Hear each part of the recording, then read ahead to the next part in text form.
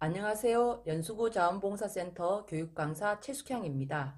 지금부터 연수구 자원봉사센터 환경교육 시리즈 두 번째 이야기로 폐건전지 알고 보면 자원이라는 제목으로 올바른 폐건전지 배출 방법에 대한 강의를 시작하도록 하겠습니다. 우리 가정에 많이 쓰고 유용한 건전지가 함부로 버렸을 때는 자원을 굉장히 오염시키지만 또 잘 버려서 올바른 분리 배출을 한다면 100% 재활용이 가능한 자원이라는 사실 알고 계셨나요?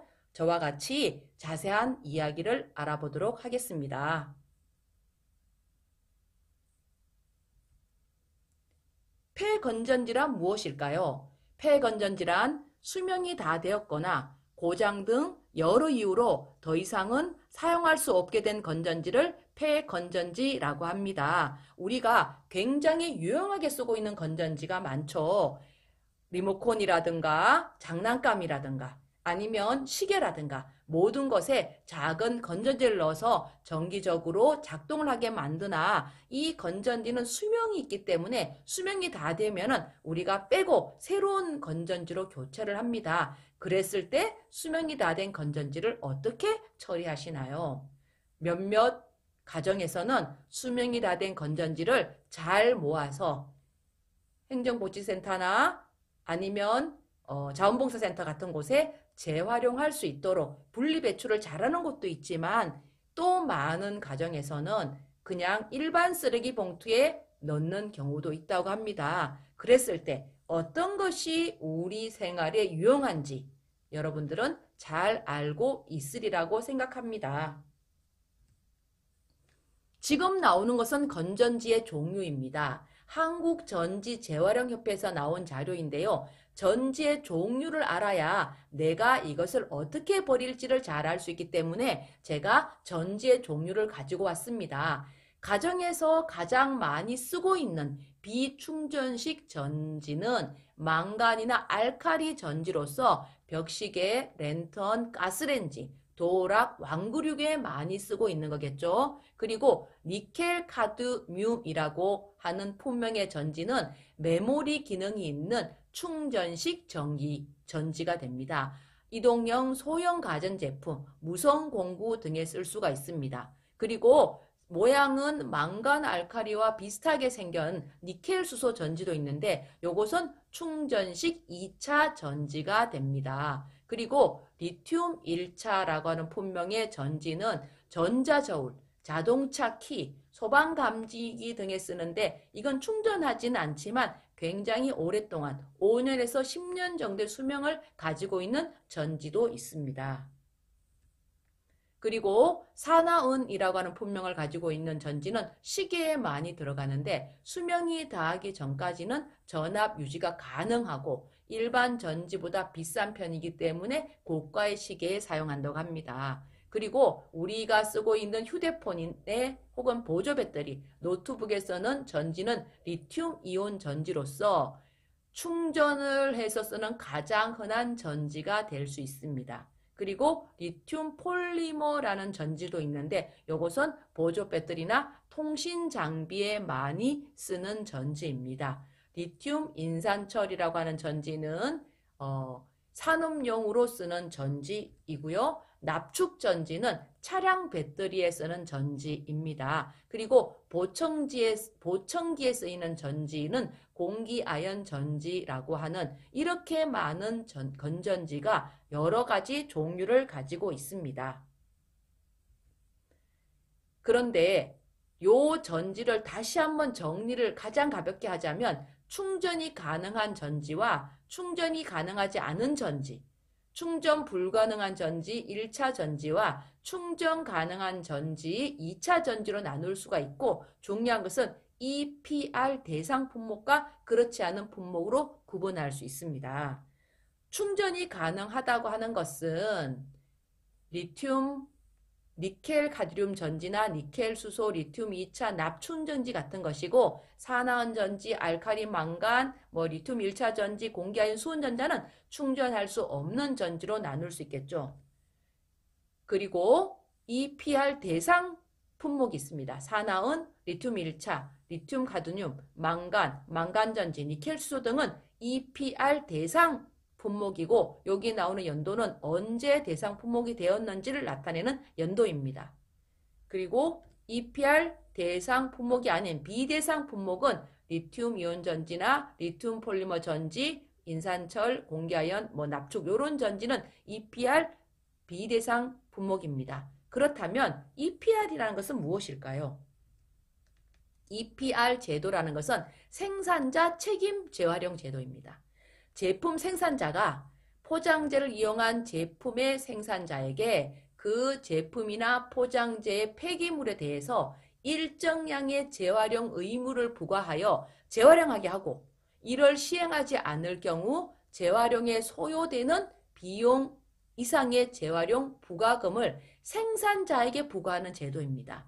EPR 제도를 모든 전지에 부과하면은 더 많은 재활용 비율이 높아가고 또 생산자도 재활용을 하기 위한 표시라든가 아니면 여러 가지 활동을 많이 하게 됨으로써 지금부터 더 많은 이 전지가 분리 배출되고 잘 재활용될 수 있지 않을까 생각하고 있습니다.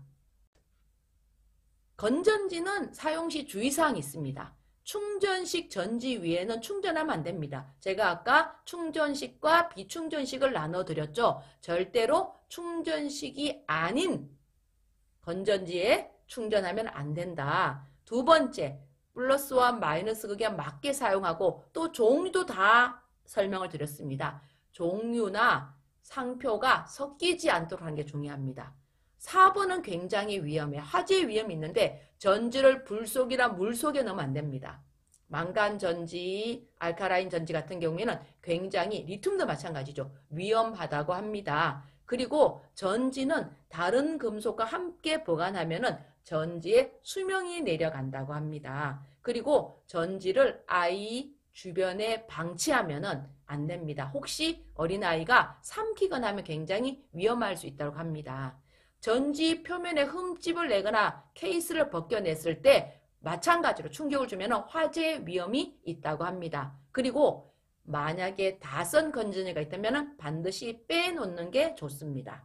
그리고 다선 전지와 새 건전지를 함께 두거나 함께 사용하는 것도 지양하고요. 리튬 전지는 별도로 보관해야 된다고 합니다.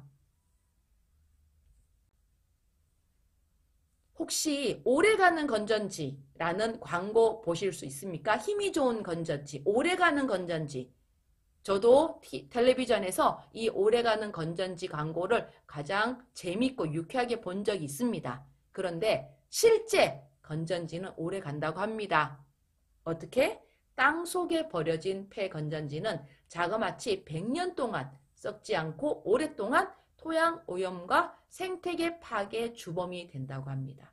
내가 무심코 버린 폐건전지, 일반 쓰레기 봉투에 버린 폐건전지가 땅 속에 매립되게 되면 100년 동안 썩지 않고 이 토양과 생태계 주변을 파괴하기 때문에 반드시 분리 배출해야 되겠죠. 건전지의 독성 물질은 여러 가지가 있습니다. 이 자료는 세계보건기구에서 혹은 국립환경과학원에서 발표한 자료로서 카드뮴은 암 유발과 신장폐 손상을 줄 수 있고 니켈은 알레르기, 간 손상, 리튬은 폐 손상, 납은 신경발달, 신장, 심혈관, 생식계에 영향을 줄 수 있다고 합니다. 이렇게 우리 인체에 영향을 주는 폐건전지, 이래도 함부로 버리시겠습니까? 분리배출 꼭 필요하다고 말씀드리고 싶습니다. 또 하나 굉장히 위험한 것은 함부로 버린 리튬 전지나 폐건전지가 화재 위험이 있다는 것. 무심코 버린 리튬 건전지 때문에 화염에 휩싸인 건물이라는 뉴스가 2024년 7월 8일 뉴스에 나왔습니다. 잠시 뉴스를 보고 이야기를 나누도록 하겠습니다. 지난달 발생한 경기도 화성의 공장 화재로 리튬 전지에 대한 위험성이 확인됐습니다. 일상에서도 리튬 건전지의 사용이 늘고 있는데요.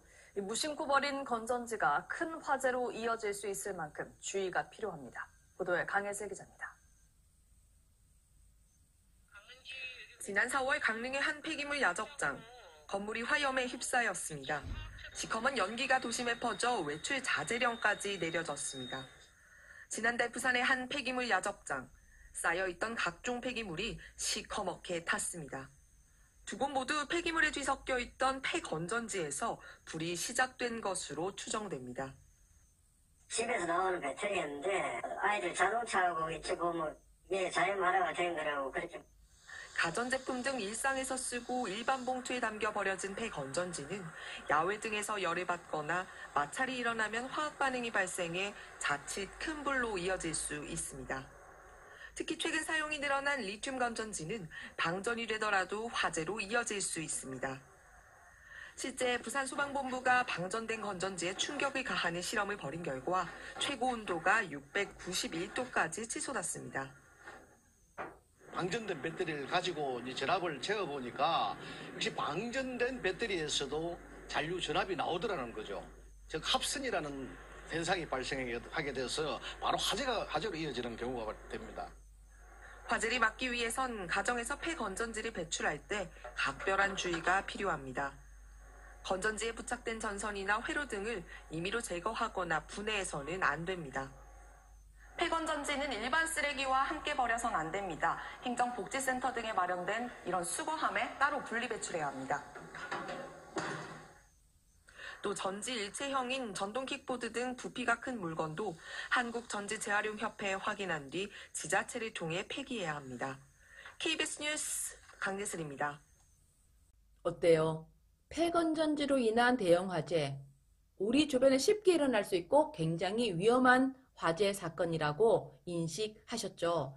이 폐건전지로 인한 대형 화재가 어제 오늘의 이야기만은 아닌 것으로 나와 있습니다. 지금 기사는 2023년 2월에 나온 뉴스 기사로 그때도 폐건전지로 인한 대형 화재 사건이 이 텔레비전 뉴스에 나왔습니다. 제가 기자의 리포트를 그대로 읽어드리면 화재의 원인은 재활용 시설 폐가전제품 더미에 있던 건전지와 보조 배터리로 추정되었다. 당시 폐건전지가 뒤섞인 인화성 쓰레기 탓에 사흘이 지나서야 불길이 잡혔다. 일반적으로 장난감이나 가전제품 등에 넣는 건전지인 망간, 알칼리 전지 등의 경우 재활용률이 20%에 거치고 있다. 제품에 남아 있거나 일반 봉투에 버려진 폐건전지나 배터리가 파쇄나 보관 과정을 거치면서 마찰이나 빗물 등으로 인해 화학 반응을 일으키고 이것이 폐기물 더미에 옮겨서 대형 화재를 만든다. 보통 이런 류의 기사가 굉장히 많이 나오고 있습니다. 그래서 우리가 화재를 예방하는 방법 중에 하나도 폐건전지를 올바로 분리 배출하는 것이라고 할 수 있습니다. 금방 말씀드렸듯이 폐건전지의 분리 배출 필요성은 환경오염의 위험성 때문입니다. 일반 쓰레기로 배출해서 소각할 때 폭발 위험, 매립할 때 중금속 유출로 인한 토양 수질 오염, 대기 오염 등이 있을 수가 있습니다. 또 하나는 이 폐건전지는 재활용만 잘한다면 충분히 100% 다시 쓸 수 있는 자원순환 문제에서 굉장히 중요한 의미를 가지고 있다고 할 수 있습니다. 왜냐하면 건전지 속에는 아연, 니켈, 카드뮴, 리튬 같은 희소 금속이 들어있고 이걸 추출해서 재활용할 수 있기 때문입니다. 폐건전지를 분리 배출하자라는 홍보는 환경부와 환경관리공단 등 여러 곳에서 많이 알리고 있습니다. 저는 이 홍보지를 통해서 보조 배터리도 재활용이 된다는 사실을 알게 되었습니다. 우리 주변에 휴대폰이나 패드 혹은 노트북 때문에 보조 배터리를 많이 가지고 있는데 이것이 수명이 다 되었을 때 어떻게 처리를 못하고 저는 그냥 쌓아놓고 있었습니다. 그런데 이것을 잘 분리 배출하면 수거해서 다시 사용할 수 있다고 하니 꼭 정리해서 분리 배출했으면 좋겠습니다. 지금 화면에 보이는 웹자본은 폐건전지 분리배출 요령에 관한 내용입니다. 폐건전지는 나오는 것처럼 폐건전지 수거함에 넣는 것이 맞습니다. 모든 폐건전지와 보조배터리는 재활용이 가능합니다. 그래서 분리배출해야 합니다. 만약에 그렇지 않은 경우 앞쪽에 설명했듯이 화재의 원인이 될 수가 있고, 또 리튬 계열의 전지는 특히나 충격이나 수분에 민감해서 대형 화재로 전이될 수가 있다고 합니다. 폐건전지 보조배터리 분리 배출 방법을 4가지로 나누어서 설명드리도록 하겠습니다. 모든 폐건전지는 폐건전지 전용 수거함에 배출하면 됩니다. 그리고 전지 내장 제품 같은 경우에는 전지를 분리하여 폐건전지를 전용 수거함에 배출해야 합니다. 예를 들면 이런 거죠. 리모컨이 고장났는데 거기에 전지가 들어가 있다? 그러면 리모컨과 전지를 따로 분리해서 폐건전지는 전용 수거함에, 리모컨은 플라스틱 쪽에 분리해서 배출하라는 이야기입니다. 그리고 전지와 제품이 일체인 경우가 있습니다. 보조 배터리가 그런 경우이죠. 이럴 때는 폐건전지 전용 수거함에 일체형 제품 그대로 배출해야 된다고 합니다. 보조 배터리, 전자담배, 스마트워치, 무선 이어폰 같은 경우에는 우리가 건전지를 분리할 수가 없어요. 그럴 때는 일체형 제품 그대로 폐건전지 전용 수거함에 배출하면 된다고 합니다. 그리고 전동 킥보드나 파워뱅크 같은 큰 배터리를 이용하는 제품 같은 경우에는 한국전지재활용협회에 전화해서 문의를 하면은 배출할 수 있는 방법을 안내한다고 합니다. 지금 나오는 자료는 한국전지재활용협회에서 리포트한 내용입니다. 폐건전지를 재활용하면 자원이 되는데 우리나라는 안타깝게 20%에 머물고 있다고 합니다. 이렇게 낮은 폐건전지 재활용률은 소비자가 분리배출을 안 한 거와 또 유해성에 대한 인식이 부족했기 때문으로 파악하고 있습니다. 계속 여러 번 말씀드리고 있지만 폐건전지는 제대로 수거만 한다면 100% 재활용이 가능한 자원이 될 수 있습니다. 폐건전지에 남은 전류, 철, 아연, 니켈 등은 유용한 금속 자원을 해소할 수 있습니다. 요즘 많이 나오는 도시 광산에 나오는 광산이 될 수 있죠. 철이나 아연 같은 금속을 이제 광산에서 직접 캐는 게 아니고 도시 광산, 이 폐건전지를 재활용하는 광산에서 충분히 해소할 수 있다고 합니다. 예를 들면 이런 거죠. 폐건전지 1만 톤으로 1,700톤의 망간과 2,000톤의 아연을 해소할 수 있을 만큼 활용도가 굉장히 높습니다. 우리나라는 망간과 아연을 전량 수입에 의존하고 있는데 만약 폐건전지를 잘만 재활용한다면 엄청나게 많은 경제적 이익을 볼 수 있습니다.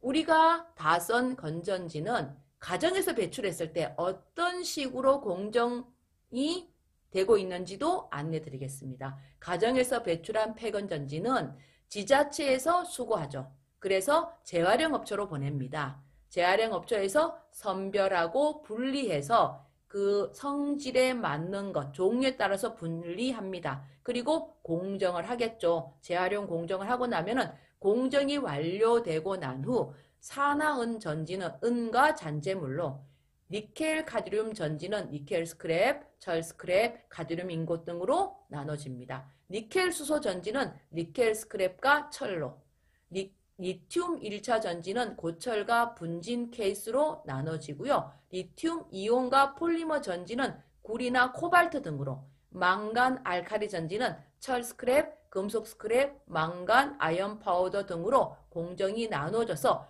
또 다른 자원으로 재활용된다고 합니다.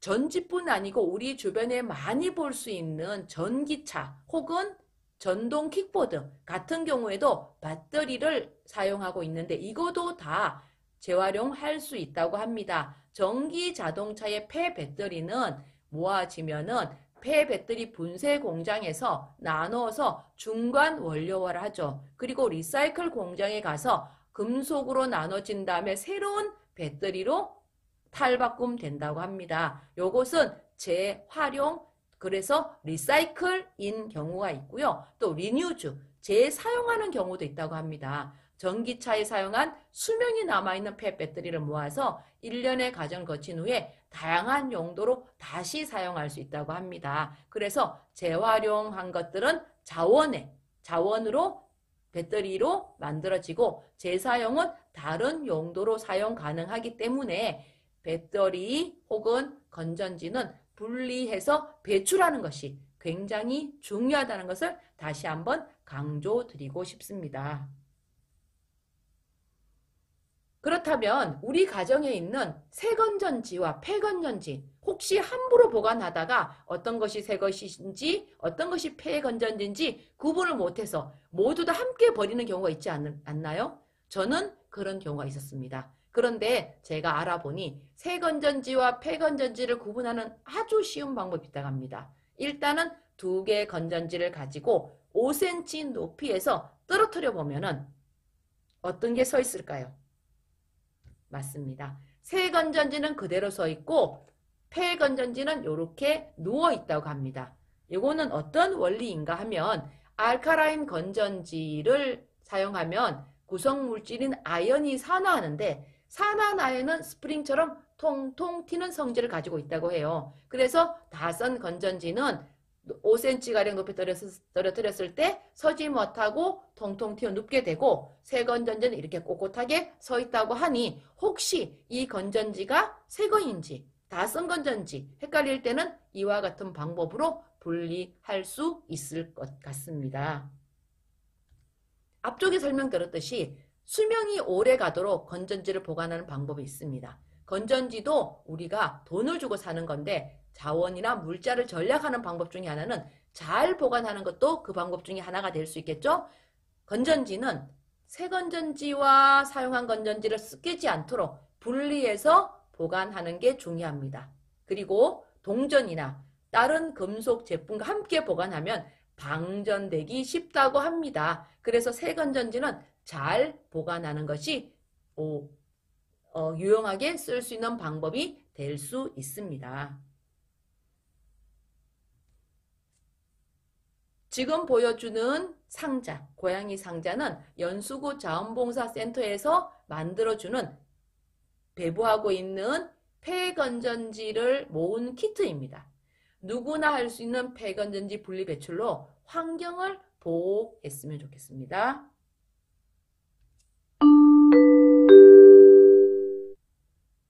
지금까지 폐건전지 분리 배출 방법에 대해서 이야기 나눴습니다. 이제까지 알게 된 내용을 정리한 의미에서 제가 퀴즈를 준비했습니다.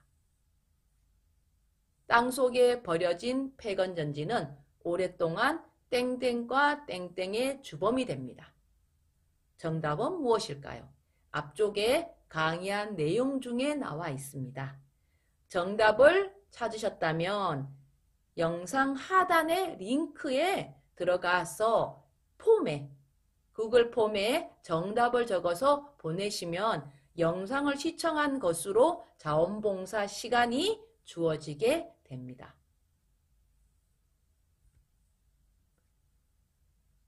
연수구 자원봉사센터에서는 페페로라는 활동을 하고 있습니다. 지금 화면에 보이는 사진 속의 건물이 연수구 자원봉사센터의 모습입니다. 위치는 축현초등학교 앞에 위치하고 있습니다. 인천시 연수구 옥년동에 위치하고 있습니다. 페페로 활동에 대해서 안내드리면 페페로 활동은 폐건전지와 폐의약품을 센터로 가지고 오는 활동입니다.